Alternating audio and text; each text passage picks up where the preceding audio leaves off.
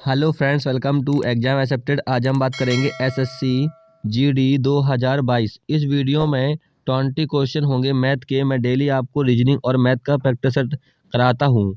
ये वीडियो का यानी प्रैक्टिस सेट मैथ का आपका 10वां है। इससे पहले आपने रीजनिंग के और मैथ के प्रैक्टिस सेट नहीं लगाए हैं तो हमारे यूट्यूब की प्लेलिस्ट पे आके देखिएगा। वहाँ पे एसएससी जीडी 2022 के नाम से प्रैक्टिस सेट डले हुए हैं, तो वहाँ पे जाके आप प्रैक्टिस कर सकते हो।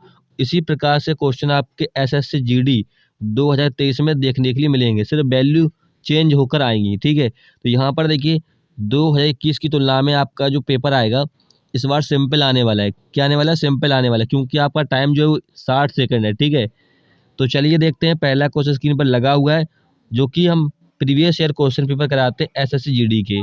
ठीक है, तो चलिए देखते हैं। पहला क्वेश्चन स्क्रीन पर लगा है, सभी लोग आंसर बताइएगा कि 20 में से आपका कितना स्कोर रहा है। ठीक है, 7500 की धनराशि पर 24% वार्षिक दर से 3 महीने में प्राप्त चक्रवृद्धि ब्याज रुपए में निकटतम कितना है यदि ब्याज मासिक रूप में चक्रवृद्धि होता है। तो देखिए, ऐसा क्वेश्चन मैं पहले भी करा चुका हूँ, शायद दूसरा प्रैक्टिस सेट या तीसरा प्रैक्टिस सेट में करा चुका हूँ। देखिए क्वेश्चन यहाँ पर क्या है, ब्याज मासिक रूप में। मासिक का मतलब होता है 12 महीने। ठीक है, तो देखिए यहाँ पर रेट परसेंट आपको दे रखा है कितना, 24। कितना दे रखा है? 24%। ठीक है, अब यहाँ पर कह रहा है ब्याज मासिक।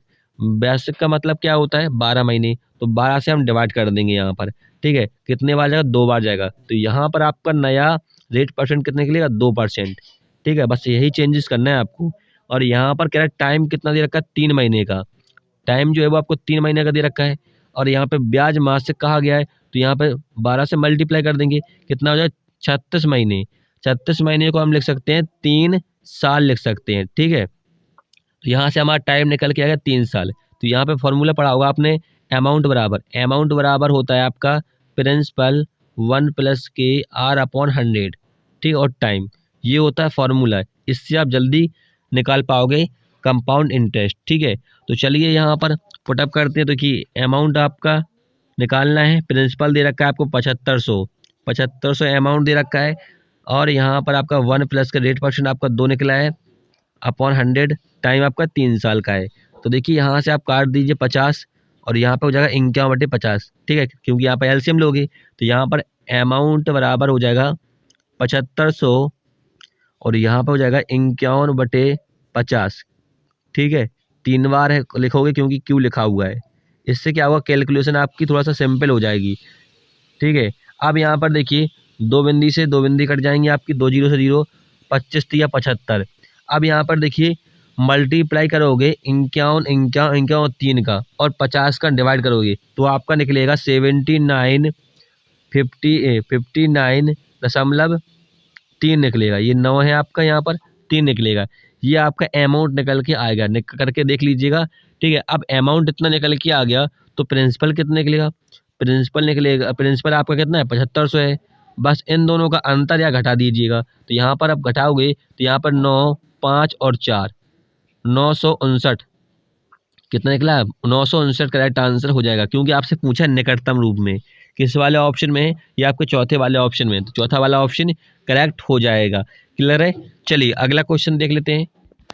अगला क्वेश्चन है, कोई खुदरा विक्रेता क्रय मूल्य पर 12% की छूट देने के बाद 18% का लाभ प्राप्त होता है। यदि क्रय मूल्य 16,500 है तो विक्रय मूल्य कितना होगा?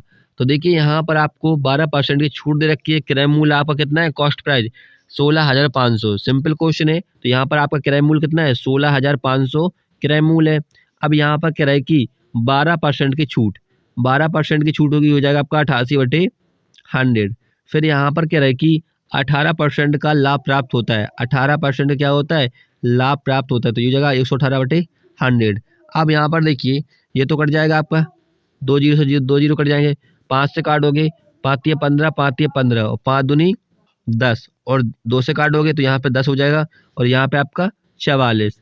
अब यहाँ पे मल्टीप्लाई करोगे तो आपका आएगा और 10 का डिवाइड करोगे कितना आएगा? यहाँ पर आएगा 0.6, क्योंकि 0 लगा हुआ है आपका पहले से।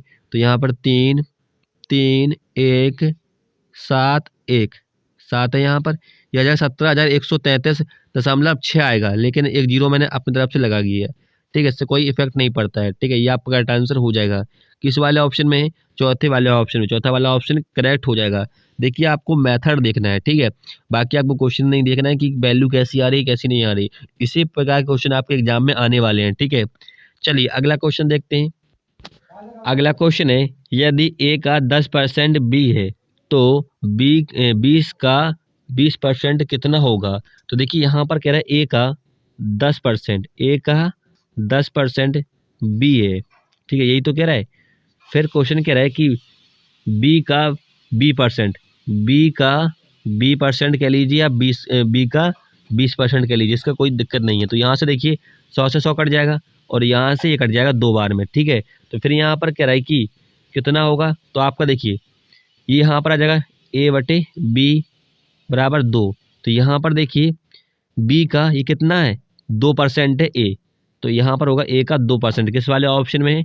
ये आपके तीसरे वाले ऑप्शन में है, तो तीसरा वाला ऑप्शन करेक्ट हो जाएगा। क्लियर है? चलिए अगला क्वेश्चन देखते हैं। अगला क्वेश्चन है, यदि ए प्लस बी माइनस सी, देखो यहाँ पर 3 आपको ए प्लस बी माइनस सी, फिर यहाँ पर देखा बी प्लस सी ए, और यहाँ पर दे रखा है ए प्लस सी माइनस बी, ये आपको अनुपात में दे रखा है। आपको इसका मान ज्ञात करना है। देखिए इसका पहले शॉर्ट ट्रिक देख लीजिए। शॉर्ट ट्रिक क्या होगा? देखिए इसको पूरे को मान लीजिए ए, इसको पूरे को मान लीजिए बी, इसको पूरे को मान लीजिए सी, और यहाँ पर ए और बी और सी का अनुपात निकल के आ गया यहाँ पर 4:5। तो यहाँ पर देखिए ए और बी का अनुपात कितना होगा? ए और बी का अनुपात होगा 4:5। क्या होगा? 4:5 होगा। होगा नहीं होगा? तो यहाँ पर देखिए किसी एक ऑप्शन में 4:5 स्टार्टिंग में जरूर होगा। ऑप्शन में देखिए पहले ऑप्शन में नहीं है, दूसरे ऑप्शन में नहीं है यहाँ पर, और यहाँ भी नहीं है, और यहाँ पर देख पाओ 4:5। ये आपका करेक्ट आंसर हो जाएगा। जब आप इसको सॉल्व करोगे यही आंसर आएगा। और सॉल्व कैसे करना है वो भी आप देख लीजिए। देखिए पहले वाले में से आप जो दे रखा है इसको घटा दीजिए, दूसरे वाले को, मतलब ए माइनस बी को घटाइए, और यहाँ भी जो इनका अनुपात दे रखा है ये भी घटाइए। ठीक है, घटाओगे तो यहाँ से आपको मिलेगा, क्या मिलेगा? सी माइनस ए मिल जाएगा। ठीक है, फिर यहाँ से देखिए बी में से सी घटाओगे तो यहाँ से आपको मिल जाएगा क्या? ए माइनस बी मिल जाएगा। इनको भी अनुपात को भी घटाना है साथ में। फिर यहाँ पर देखिए सी माइनस ए को घटाओगे तो यहाँ से मिलेगा आपको, क्या मिल जाएगा? सी माइनस बी मिल जाएगा। ये तीनों मिल जाएंगे। ठीक है, फिर आप अनुपात निकालोगे, जब आपका अनुपात यही निकलेगा। ठीक है, मैंने आपको शॉर्ट ट्रिक और दोनों तरीका बता दिए हैं, दोनों आप लगा कर देख सकते हो। चलिए अगला क्वेश्चन देखते हैं। अगला क्वेश्चन है, 5,000 की धनराशि पर 8% की वार्षिक ब्याज दर से वार्षिक रूप से चक्रवृद्धि होने पर 2 वर्षों में प्राप्त चक्रवृद्धि ब्याज और साधारण ब्याज का अंतर कितना होगा? आपको सिंपल इंटरेस्ट और कंपाउंड इंटरेस्ट का अंतर निकालना है। इसका फॉर्मूला मैं कई बार बता चुका हूँ शॉर्टकट में। डी बराबर यानी डिफरेंट होता है चक्रवृद्धि ब्याज और साधारण ब्याज का अंतर, प्रिंसिपल रेट परसेंट अपॉन 100 और टाइम, ये होता है फार्मूला। ठीक है, तो यहाँ पर देखिए हमें ये ज्ञात करना है। ठीक है, प्रिंसिपल कितना है हमारा? 5,000 है, और रेट परसेंट कितना है? 8 है। टाइम यहाँ पर 2 वर्ष का दे रखा है। ठीक है, तो यहाँ से देखिए काटोगे, ये कटेगा आपको कितना? 4 से काट, 4 दूनी 8, और 4 से काटा 4 दूनी 8, 25। ठीक है, अब कटेगा नहीं तो इसको ऐसे लेने देते हैं। तो डी बराबर 5,000, 2 का होल स्क्वायर कितना होता है? 4, और यहाँ पर हो जाएगा 625। हो जाएगा नहीं हो जाएगा? अब यहाँ से देखिए 5 से काट दीजिए, अब 25 से काटिए, 25 से काटोगे ये 25वां कटेगा, और यहाँ से 25 दूनी 50 हो जाएगा। अब यहाँ से देखिए 5 से काटोगे तो ये हो जाएगा आपका 45वां कटेगा, और ये कटेगा 5 बार में। फिर यहाँ से काटोगे 8×5 = 5 बार, 8 बार में पूरा पूरा कट जाएगा। गुणा कर दीजिए, किस में करना है? 4 में गुणा करना है। 8 को 32, तो यहाँ पर देखिए 32 रुपये का आपका करेक्ट आंसर हो जाएगा। किस वाले ऑप्शन में है? चौथे वाले ऑप्शन में। तो चौथा वाला ऑप्शन करेक्ट हो जाएगा। क्लियर है? इससे आप जल्दी निकाल पाओगे। चलिए अगला क्वेश्चन देखते हैं। और भी ट्रिक होती है लेकिन उससे आपका लेंदी हो जाएगा थोड़ा सा। अगला क्वेश्चन है, यदि पी क्यू का 220% है तो क्यू प्लस पी और क्यू का कितना परसेंट होगा? तो देखिए क्वेश्चन यहाँ पर क्या कह रहा है, पी जो है क्यू का, पी जो है क्यू का कितना परसेंट है? 220% है। ठीक है, तो यहाँ से देखिए आप हल्का कीजिए थोड़ा सा, 0 से 0 काट दीजिए, 2 से काटो ये हो जाएगा 11/5। होगा नहीं होगा? तो यहाँ से देखिए क्यू को आप इधर ले आइए, तो पी बटे क्यू बराबर 11/5। यहाँ पर पी का वैल्यू कितना है? 11 है, क्यू का वैल्यू कितना है? 5 है। अब क्या पूछा है? क्यू कितना है? 5। पी प्लस क्यू का, तो पी प्लस क्यू कितना हो जाएगा? जोड़ दीजिए इनको, 16 हो जाएगा। पी क्यू का आपका 5 है और पी प्लस क्यू का कह रहा है कितना, तो 16 होगा। ठीक है, अब परसेंट में ज्ञात करना है तो 100 से मल्टीप्लाई करना होता है। तो यहाँ पे हो जाएगा कितना, 500/16। ठीक है, तो 16×3 = 48, 16 एकम 16 दशमलव 16 दूनी 32, 16×5 = 80। ये होगा करेक्ट आंसर। किस वाले ऑप्शन में? ये आपके चौथे वाले ऑप्शन में। चौथे वाला ऑप्शन करेक्ट हो जाएगा। क्लियर है? चलिए अगला क्वेश्चन देखते हैं। अगला क्वेश्चन है, एक मिश्रण में अल्कोहल और जल का अनुपात 3:4 है। इसमें 8 लीटर पानी मिलाने पर अल्कोहल और जल का अनुपात 5:8 हो जाता है। मिश्रण की मूल मात्रा लीटर में कितनी होगी? तो देखिए, अल्कोहल को मान लेते हैं ए शॉर्टकट में, जल को मान लेते हैं वाटर यानी डब्ल्यू मान लेते हैं। इनका अनुपात जो है वो 3:4 है। ठीक है, अब यहाँ पर देखिए कह रहा है 8 लीटर पानी मिलाने पर अल्कोहल और जल की मात्रा। तो क्या मिलाया जा रहा है इसमें? इसमें मिलाया जा रहा है आपका पानी मिलाया, जल मिलाया जा रहा है। तो इसको आप मान लीजिए 3x, इसको मान लीजिए 4x। ठीक है, तो यहाँ पर क्या मिला रहे हैं हम? पानी मिला रहे हैं। ठीक है, पानी का अनुपात कितना है? 4x है। तो यहाँ पर 3x/4x कितना मिल रहा है? 8 लीटर। कितना हो जाता है अनुपात? 5:8 हो जाएगा। बस क्रॉस मल्टीप्लाई कर लीजिए। ठीक है, इस प्रकार से यहाँ पे हो जाएगा 8 × 24x बराबर 5 को 20x प्लस के 8 × 40। अब यहाँ पर देखिए कितना हो जाएगा, 4x बराबर 40। x का मान कितना निकलेगा? x का मान निकलेगा आपका 10। x का मान कितना निकला? 10 निकला। अब क्या पूछा है? मिश्रण की मूल मात्रा लीटर में होगी। तो देखिए मिश्रण कितना था आपका अनुपात में? 3x और 4x कितना हो जाएगा? 7x हो जाएगा, नहीं हो जाएगा? x का वैल्यू है पता है कि 10 से मल्टीप्लाई कर दीजिए। मल्टीप्लाई करोगे x के स्थान पर यहाँ पर, तो 7 × 10 कितना होगा? 70 हो जाएगा। 70 आपका करेक्ट आंसर हो जाएगा। किस वाले ऑप्शन में है? ये आपके दूसरे वाले ऑप्शन में है। तो दूसरा वाला ऑप्शन करेक्ट हो जाएगा। चलिए अगला क्वेश्चन देख लेते हैं। अगला क्वेश्चन है, एक वृत्ताकार बगीचे की परिधि 506 मीटर है। 14 रुपये प्रति मीटर स्क्वायर की दर से इसे समतल करने की लागत कितनी होगी? तो देखिए, एक वृत्ताकार बगीचे का परिधि यानी वृत्त की परिधि आपको दे रखा है। वृत्त की परिधि क्या होता है? 2πr। इसका जो मान दे रखा कितना है? 556, ये 506 मीटर है। ठीक है, यही तो कह रहा है। अब यहाँ से देखिए 2π का मान कितना होता है? 22/7। तो यहाँ से हम निकालेंगे त्रिज्या। क्या निकालोगे? त्रिज्या निकाल लोगे वृत्त की। तो यहाँ से चलिए काट लेते हैं। कितने से कटेगा ये? 11 दूनी 22, 11 चौको 44 और 11 चौकी 66। फिर 2 से काटिए, 23 बार कट जाएगा। अब नहीं कटेगा तो इसको आप 7 से मल्टीप्लाई कर दीजिए। तो r बराबर हो जाएगा कितना? 7 × 21, 2 × 14 16/2, 161/2। ये हो जाएगा त्रिज्या हो जाएगा। ठीक है, अब क्या पूछ रहा है यहाँ से? आपको त्रिज्या का मान पता लग गया। कह रहा है कि 14 रुपया मीटर प्रति स्क्वायर की दर से इसे इस्तेमाल करने की लागत। तो यहाँ पर देखिए, जो आपका यहाँ से क्या निकालना है? मीटर स्क्वायर कह रहा है। तो यहाँ से आप निकालोगे वृत्त का क्षेत्रफल। वृत्त का क्षेत्रफल क्या होता है? πr² होता है। ठीक है, तो यहाँ से देखिए पाई का मान 22/7 होता है। आर का मान कितना निकला? 61/2। स्क्वायर तो 2 बार लिख दीजिए, 161/2, 161/2। ठीक है, अब यहाँ से देखिए कट जाएगा 7। और यहाँ पर देखिए जो आपका दर है रुपए की वो 14 है। 14 से और मल्टीप्लाई कर दीजिए यहीं पे, तो जल्दी आपको और सॉल्व हो जाएगा। तो यहाँ से देखिए 7 दूनी 14, 2 से 2 कट जाएगा और यहाँ से कटेगा 11। अब यहाँ पे मल्टीप्लाई करोगे इनका तो कितना आएगा? 1, 3, 1, 5, 8 और 2।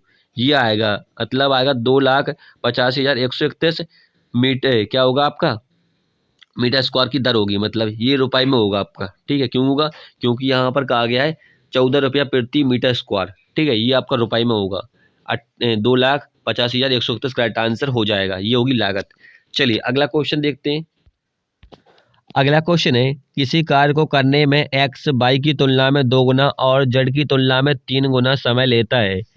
वे सब एक साथ मिलकर 2 दिनों में कार्य को पूरा कर सकते हैं, तो y अकेला इस कार्य को पूरा करने में कितने दिनों का समय लेगा? तो यहाँ पर देखिए कुछ कंडीशन दे रखी है। आपको कह रहा है कि x जो है वो y का कितना है? 2 गुना है। तो इसको 1 माना, ये हो जाएगा 2 गुना। ठीक है, फिर यहाँ पर देखिए कह रहा है कि z की तुलना में 3 गुना है समय लेता है। कौन? x। तो यहाँ पर z की तुलना में जो है 3 गुना समय ले रहा है। तो यदि हम इसको 2 माने z को, तो कितना हो जाएगा, 3 दूनी 6 हो जाएगा। और यहाँ पे यदि 3 कर दें हम y के स्थान पर तो ये 2 गुना हो जाएगा 22 से, जैसे कि क्वेश्चन में कहा गया है। अब ये जो है वो समय दे रखा है, क्या दे रखा है, समय लेता है, ये समय का अनुपात दे रखा है, ठीक है। तो यहाँ से क्या करेंगे हम, उल्टा कर देंगे, क्योंकि जो इफिशियंसी होता है, कौशल क्षमता होती है, वो हमेशा समय की उल्टी होती है, तो इसको उल्टा कर देंगे। तो यहाँ पर 1/6 हो जाएगा, और यहाँ पे हो जाएगा 1/3 हो जाएगा, और यहाँ पे हो जाएगा 1/2, ठीक है। तो यहाँ से आपका जो एलसीएम आएगा वो 6 आएगा, ठीक है। यहाँ पर हो जाएगा 6 कम 6 और 3 दूनी 6 और 2 तिया 6। तो यहाँ पर जो अनुपात निकला है 1:2:3, ये निकला है एक्स और वाई और जेड का इफिशियंसी।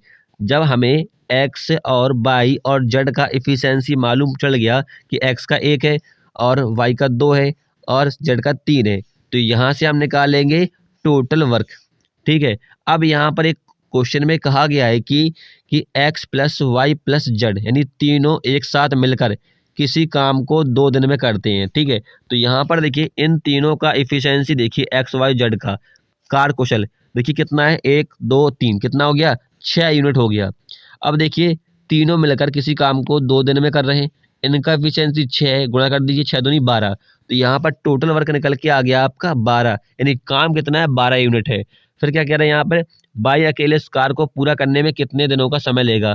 तो बाई का एफिशिएंसी कितना है, 2 है, तो 2 से भाग दीजिए 6 में, 12 में, कितने बार जाएगा, 6 बार, तो 6 होगा, बाई करेगा अकेले 6 दिन में। ये आपका करेक्ट आंसर हो जाएगा। किस वाले ऑप्शन में है, ये आपके तीसरे वाला ऑप्शन में है, तो तीसरा वाला ऑप्शन करेक्ट हो जाएगा। जिस प्रकार के क्वेश्चन आपके एसएससी जीडी में 2023 में आने वाले हैं वो मैं वही करा रहा हूँ, ठीक है। चलिए अगला क्वेश्चन देखते हैं। अगला क्वेश्चन यहाँ पर है, इसका आपको मान ज्ञात करना है, ठीक है। तो बोर्ड मास नियम से आप सॉल्व कीजिएगा, ठीक है। इस क्वेश्चन का आंसर सभी लोग कमेंट में दीजिएगा, यहाँ पर आपको ऑप्शन दिए गए, आंसर आपका मिल जाएगा। चलिए अगला क्वेश्चन देखते हैं। अगला क्वेश्चन है, ए बी और सी किसी कार्य को क्रमशः 5, 6 और 8 दिनों में पूरा कर सकते हैं। यदि बी एक साथ कार्य करें तो कार्य के लिए उन्हें 2,950 रुपये प्राप्त होते हैं, तो बी को इसमें से कितनी धनराशि मिलेगी। तो देखिए यहाँ पर क्वेश्चन क्या है कि ए ने किसी कार्य को 5 दिन में काम किया, ठीक है, और बी ने वह काम 6 दिन में किया और सी ने वही काम 8 दिन में कराया, ठीक है। तो यहाँ पे आप इन तीनों का लीजिए लासा, तो आपका टोटल वर्क निकल के आ जाएगा, काम कितना यूनिट है, ठीक है। तो यहाँ पर लासा लीजिए 5, 6, 8 का कितना आ जाए, 15 × 120, तो आपका 120 आएगा आपका लासा, ठीक है। अब यहाँ पर देखिए इफिशियंसी किस क्षमता से काम कर रहे हैं, ठीक है। तो यहाँ पर देखिए ए जो है 5 दिन में काम कर रहा है, इफिशियंसी टोटल काम कितना है, 120, भाग दीजिएगा, 5 दूनी 10, 5 चौको 20, तो 24 निकल के आ गई ए का एफिशिएंसी। ऐसी बी का निकालिए, 6 का भाग दीजिए 120 में, 6 दूनी 12, 20।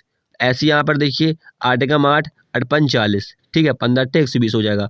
अब यहाँ पर देखिए ए प्लस बी, इन्होंने तीनों ने एक साथ काम किया, ठीक है, जिसके लिए इन्हें धनराशि दी गई है, कितनी दी गई है, 2,950। और जो धनराशि दी जाती है वो हमेशा क्षमता पे, कार्य कौशल पे दी जाती है। तो यहाँ पर देखिए इन तीनों का एफिशिएंसी कितना हो रहा है, टोटल 959 हो रहा है, ठीक है।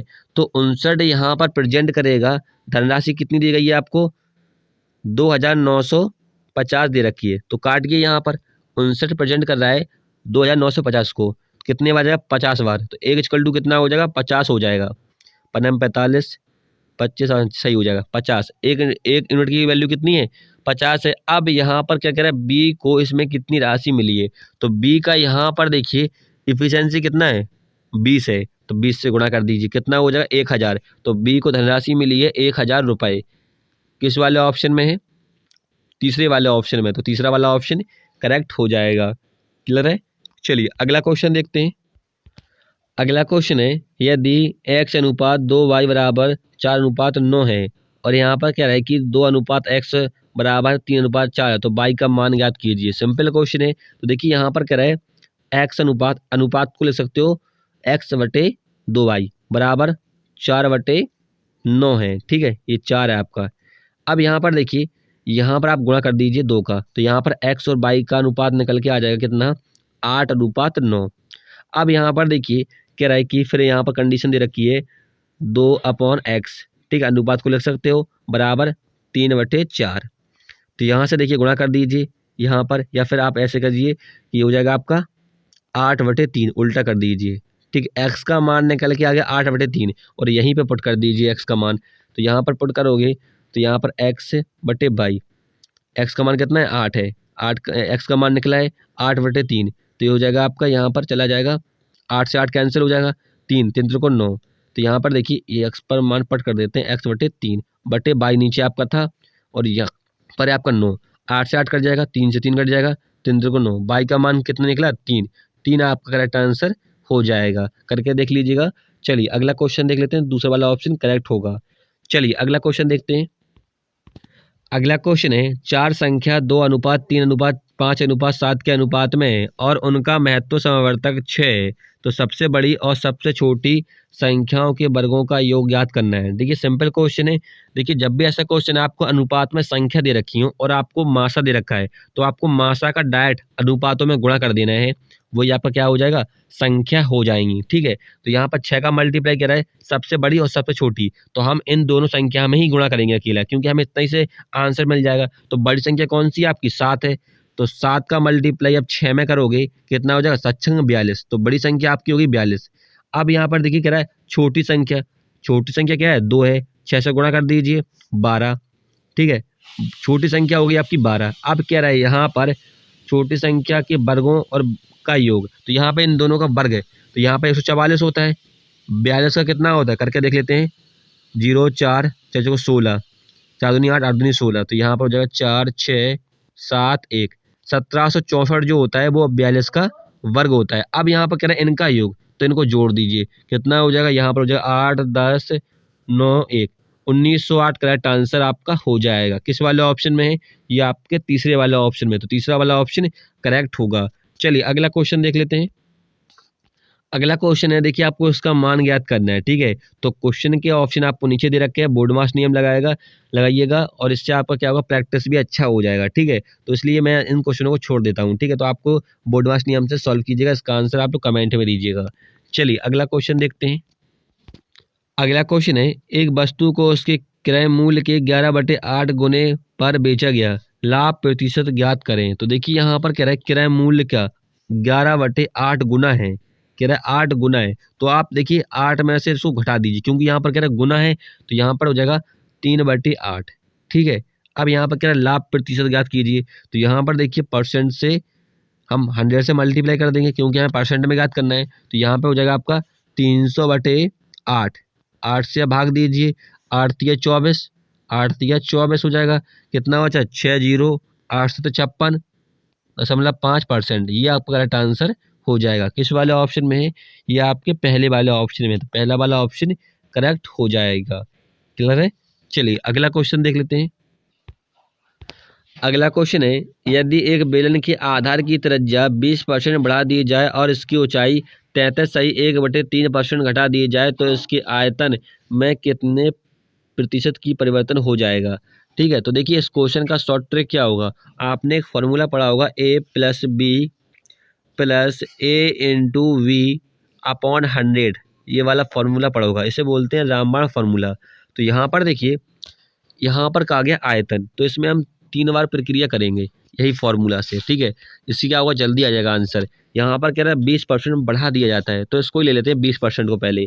तो 20 + 20, ठीक है, +20 × 20, ये हो गई आपकी 2 बार प्रक्रिया। ठीक है, अब यहाँ पर देखिए ये कट जाएगा 0 से 0 और यहाँ पर कितना हो जाएगा 20 और 4 44%, 44% आपका यहाँ पर ये निकल के आ गया। फिर यहाँ पर कह रहा है ऊंचाई में कितना 33.1/3% घटा दी जाती है। ठीक है, ये घट रहा है, ये आपका बढ़ रहा है। ठीक है, तो यहाँ पर जो वृद्धि होती है उसको प्लस में रखते हैं, तो यहाँ पर देखिए 44 प्लस में रहेगा, ये आपका क्या हो रही है, घट रही है, तो इसको माइनस में रखेंगे। इसको लिख सकते हो 100/3। अब प्लस माइनस प्लस हो जाएगा, ये माइनस हो जाएगा, तो 44 × 100/3।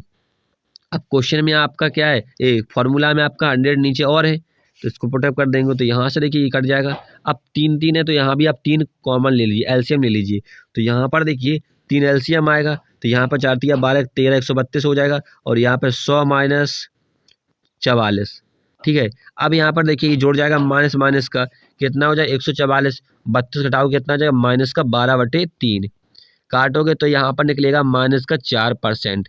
माइनस का निकला है तो क्या होगी, कमी होगी, ठीक है, या हानि होगी। यदि प्लस का होता तो यहाँ पर वृद्धि होती है, तो यहाँ पर कमी हो रही है, हानि हो रही है। किस वाले ऑप्शन में है, 4% का, पहले वाले ऑप्शन में। तो पहला वाला ऑप्शन करेक्ट हो जाएगा। क्लियर है। चलिए अगला क्वेश्चन देखते हैं। अगला क्वेश्चन है 5 अंकों की उस छोटी छोटी संख्या को ज्ञात करें जो 18, 21 और 24 से पूर्णतः विभाज्य है। तो देखिए यहाँ पर इस क्वेश्चन कैसे करना है, जो 18, 21 और 24 है इसका लेना लासा। तो 18, 21 और 24 का लीजिए एलसीएम, लासा लीजिए। तो यहाँ पर देखिए 3 से आएगा 3 18, 7 21 और 8, ठीक है। अब यहाँ पर देखिए फिर से 3 से लीजिए, 3 दूनी 6, नहीं जाएगा नहीं, तो 2 से देते हैं। तो 3 6 7, 2 चौको 8। अभी किसी से जाएगा नहीं तो डायरेक्ट मल्टीप्लाई कर लेते हैं।